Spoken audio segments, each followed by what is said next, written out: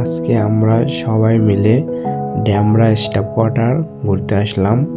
এখানে আমরা কিছু সময় থাকবো, চারিপাশটা একটু দেখবো। এই যে ড্যামরা স্টাফ কোয়ার্টার খাল, এই যে ড্যামরা স্টাফ কোয়ার্টার। আমার সাথে ওয়াইফ, সে আজকে ডিসিশন নিয়েছে কিছু গরিব দুঃখী মানুষকে খাবার কিনে দিবে। তো খাবারের জন্য সে একটা বিরিয়ানির দোকানে গেল, হয়তোবা কোনো কারণে পায় নাই, তার জন্য আবার চলে আসতেছে।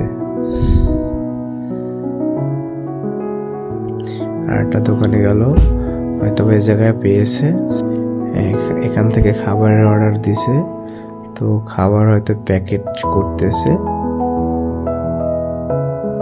তো কত প্যাকেট খাবারের অর্ডার করছে আমি যদিও জানি না, আমি দূর থেকে দেখতেছি। তার ইচ্ছে মতো সে অর্ডার দিছে, সে সবাইকে দেবে, সে সবাইকে খাবার দিচ্ছে।